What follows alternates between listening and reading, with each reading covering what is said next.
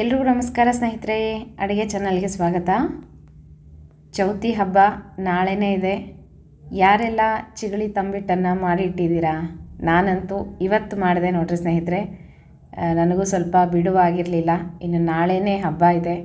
ಹಾಗಾಗಿ ಅಂದರೆ ಮುಂಚೆನೇ ನಾನೆಲ್ಲ ಹುರಿದು ಇಟ್ಕೊಂಡಿದ್ದೆ. ಮೊನ್ನೆ ದಿವಸ ಎಳ್ಳು, ಕಪ್ಪೆಳ್ಳು ಮತ್ತು ಬಿಳಿ ಎಳ್ಳು ಎರಡನ್ನೂ ಹುರಿದಿದ್ದೆ. ಹಾಗೆಯೇ ಜೋಳನೂ ಸಹ ಉಕ್ಕರಿಸ್ಕೊಂಡು ಅರಳನ್ನು ಮಾಡಿ ಇಟ್ಟಿದ್ದೆ, ಅರಳಿಟ್ಟು ಮಾಡಲಿಕ್ಕೆ ಅಂತ ಹೇಳಿ. ಮತ್ತು ಜೋಳದ ಅರಳೇನಿರುತ್ತೆ ಅದನ್ನು ನಾಗಪ್ಪನಿಗೆ ಏರಿಸಬೇಕು ಚೌತಿ ದಿವಸ. ಅದಕ್ಕೋಸ್ಕರ ಜೋಳದ ಅರಳನ್ನು ಸ್ವಲ್ಪ ತೆಗೆದಿಟ್ಬಿಟ್ಟು ಮಿಕ್ಕಿದ ಅರಳೇನಿತ್ತು ಅದನ್ನು ಹಿಟ್ಟು ಮಾಡಿ ಇಟ್ಟಿದ್ದೀನಿ. ಮತ್ತು ಚೌತಿ ಬಂತು ಅಂತಂದರೆ ಎಲ್ಲರ ಮನೆಗಳಲ್ಲೂ ಸಹ ತಂಬಿಟ್ಟು ಚಿಗಳಿ ರೆಡಿಯಾಗುತ್ತೆ. ನೀವು ಸಹ ಮಾಡಿದ್ದೀರಾ ಅಂತ ಅಂದ್ಕೊತೀನಿ. ಯಾರೆಲ್ಲ ಚಿಗಳಿ ತಂಬಿಟ್ಟು ಮಾಡಿದ್ದೀರಾ ಕಮೆಂಟ್ ಮಾಡಿ ತಿಳಿಸ್ರಿ. ಇವಾಗ ನೋಡಿರಿ, ಬಿಳಿ ಎಳ್ಳನ್ನು ಹುರಿದು ಇಟ್ಕೊಂಡಿದ್ದೀನಿ ಮತ್ತು ಕಪ್ಪೆಳ್ಳು ಸಹ ಹುರಿತಾ ಇದ್ದೀನಿ. ಎಳ್ಳೆಲ್ಲ ಹುರಿದು ಮತ್ತು ಕೊಬ್ಬರಿನೂ ಸಹ ತುರಿದು ಇಟ್ಕೊಂಡ್ಬಿಟ್ಟಿದ್ದೆ ಮೊನ್ನೆನೇ. ಬಿಡುವಾದಾಗ ಬೇಗನೆ ತಂಬಿಟ್ಟನ್ನು ಮಾಡ್ಕೋಬೋದಲ್ಲ ಅಂತ ಹೇಳಿಬಿಟ್ಟು ಹೀಗೆ ಮಾಡಿ ಇಟ್ಟಿದ್ದೆ. ಮತ್ತು ಶೇಂಗಾ ಹುರಿತಾ ಇದ್ದೀರಲ್ಲ, ವ್ರತ ಇದೆ, ಶೇಂಗಾ ಬರೋದಿಲ್ಲ ಅಂತ ನೀವೆಲ್ಲ ಕೇಳ್ಬೋದು. ಹೌದು ಸ್ನೇಹಿತರೆ, ಈಗ ಶಾಖವ್ರತ ನಡೀತಾ ಇದೆ, ಶೇಂಗಾ ಬರೋದಿಲ್ಲ. ಆದರೆ ಕಡಲೆ ಬೀಜ ಹಾಕಿಬಿಟ್ಟು ಸ್ವಲ್ಪ ನಾನು ತಂಬಿಟ್ಟು ಮಾಡಿಟ್ಟಿರ್ತೀನಿ. ಈ ಒಂದು ಏನು ಶಾಖವ್ರತ ಮುಗಿದ ಮೇಲೆ ತಿನ್ನಲಿಕ್ಕೆ ಬರುತ್ತೆ ಅಂತ ಹೇಳಿಬಿಟ್ಟು. ಮತ್ತು ನೈವೇದ್ಯಕ್ಕೂ ಸಹ ಕಡಲೆ ಬೀಜ ಬರೋದಿಲ್ಲ. ಹಾಗಾಗಿ ಕಡಲೆ ಬೀಜ ಇಲ್ಲದೇ ತಂಬಿಟ್ಟನ್ನು ಮಾಡಿ ಒಂದಷ್ಟು ಇಟ್ಟಿದ್ದೀನಿ. ನಂತರ ಕಡಲೆ ಬೀಜ ಹಾಕಿ ಒಂದಷ್ಟು ತಂಬಿಟ್ಟನ್ನು ಮಾಡಿಟ್ಟಿದ್ದೀನಿ. ಕಡಲೆಕಾಯಿ ಬೀಜ ಹಾಕಿ ತಂಬಿಟ್ಟು ತುಂಬ ರುಚಿ ಇರುತ್ತೆ ತಿನ್ನೋದಕ್ಕೆ. ವ್ರತ ಮುಗಿದ ಮೇಲೆ ಆರಾಮಾಗಿ ತಿನ್ನಲಿಕ್ಕೂ ಬರುತ್ತೆ. ಮತ್ತು ಹಾಗೆಯೇ ಈಗ ನೈವೇದ್ಯಕ್ಕೆ ಬರೋದಿಲ್ಲ ಅಂತ ಹೇಳಿಬಿಟ್ಟು ನಾನು ಸಪ್ರೇಟಾಗಿ ನೈವೇದ್ಯಕ್ಕೆ ಬೇರೆ ಮಾಡಿದ್ದೀನಿ. ನಿಮಗೆ ತೋರಿಸ್ತೀನಿ ಹೇಗೆ ಮಾಡಿದ್ದೀನಿ ನಾನು ತಂಬಿಟ್ಟು ಅಂತ ಹೇಳಿ. ಪ್ರತಿ ವರ್ಷವೂ ನಿಮಗೆ ತಂಬಿಟ್ಟಿನ ರೆಸಿಪಿ ಹಾಕಿದ್ದೀನಿ ಸ್ನೇಹಿತರೆ.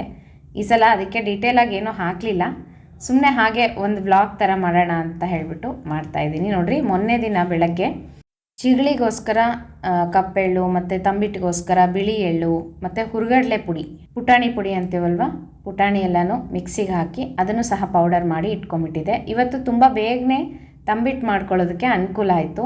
ಯಾಕಂದರೆ ಬೆಳಗ್ಗೆ ನಾವು ಊಟ ಏನು ಮಾಡಿದೆ ಅಥವಾ ಏನೋ ತಿಂಡಿ ತಿಂದೇನೆ ಫಸ್ಟು ತಂಬಿಟ್ಟು ಚಿಗಳನ್ನೇ ಮಾಡಿಟ್ಬಿಡಬೇಕು. ಯಾಕಂದರೆ ನೈವೇದ್ಯಕ್ಕೆ ಎಲ್ಲ ತಿಂದುಬಿಟ್ಟು ಮಾಡೋದು ಒಳ್ಳೆಯದಲ್ಲ.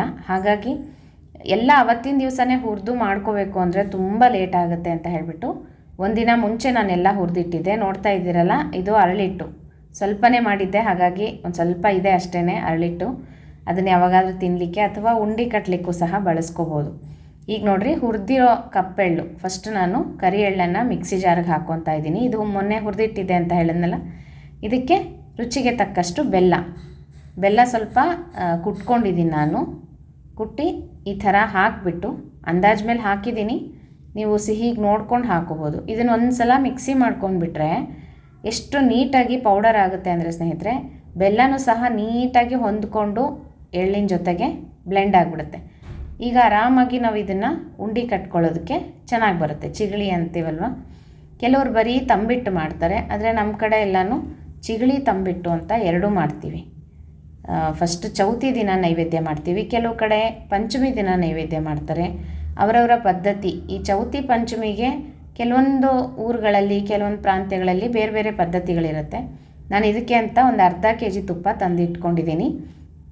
ಮತ್ತು ಹುರ್ಗಡ್ಲೆ ಪುಡಿಯನ್ನು ನೋಡಿರಿ, ಚಿಗಳಿಗೆಲ್ಲ ರೆಡಿ ಮಾಡಿ ಇಟ್ಕೊಂಡೆ. ಹುರ್ಗಡ್ಲೆ ಪುಡಿಯನ್ನು ಇಲ್ಲಿ ಅಳತೆ ಮಾಡ್ತಿದ್ದೀನಿ. 1-2 ಲೋಟದಷ್ಟು ನಾನು ಹುರ್ಗಡ್ಲೆ ಪುಡಿ ಅಂದರೆ ಪುಟಾಣಿ ಪುಡಿಯನ್ನು ತೊಗೊಂಡಿದ್ದೀನಿ. ಇದು ತಂಬಿಟ್ಟು ಮಾಡಲಿಕ್ಕೆ.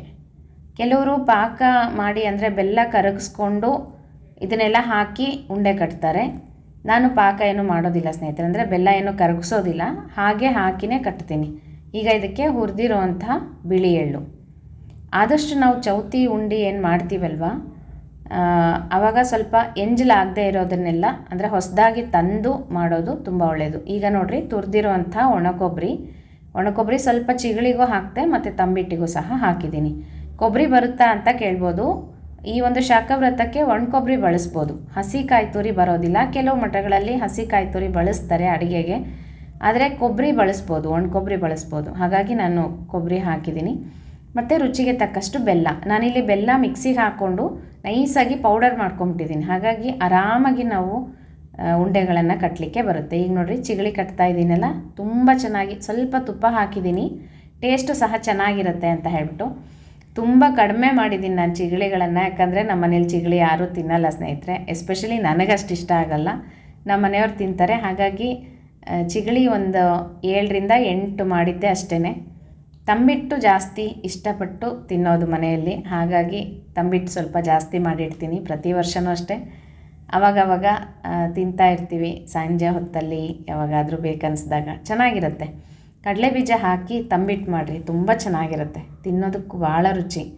ಈಗ ನೋಡಿರಿ ಚಿಗಳಿ ಕಟ್ತಾ ಇದ್ದೀನಲ್ಲ, ಹೇಳಿದ್ನಲ್ಲ ಸ್ನೇಹಿತರೆ, ಆದಷ್ಟು ನಾವೀಗ ನಾಗಪ್ಪನಿಗೆ ಅಂತ ಏನು ಚೌತಿ ದಿವಸ ಮಾಡ್ತೀವಿ ಇದನ್ನೆಲ್ಲನೂ ಹೊಸದಾಗಿ ಅಂಗಡಿಯಿಂದ ತಂದು ಮಾಡಿದ್ರೆ ಒಳ್ಳೆಯದು. ಯಾಕಂದರೆ ನಾವು ತಿಂದು ಬಿಟ್ಟಿದ್ದು ಎಂಜಲಾಗಿದ್ದು, ನಾನು ಇಲ್ಲಿ ಬೆಲ್ಲ ಸಹ ನಾವು ಅಡುಗೆಗೆ ಬಳಸ್ತೀವಲ್ವ ಅದನ್ನು ತೊಗೊಂಡಿಲ್ಲ, ರೇಷನ್ ಎಲ್ಲ ತೊಗೊಂಡು ಬಂದಮೇಲೆ ಹೊಸದಾಗಿ ಅದನ್ನು ತೆಗೆದು ಅದರಿಂದನೇ ಮಾಡಿರೋದು. ಹುರುಗಡಲೆ ಆಗಲಿ, ಎಳ್ಳುಗಳು ಮತ್ತು ಬೆಲ್ಲ, ತುಪ್ಪ ಇದನ್ನೆಲ್ಲ ಹೊಸದಾಗಿ ತಂದು ಮಾಡೋದು ತುಂಬ ಒಳ್ಳೆಯದು.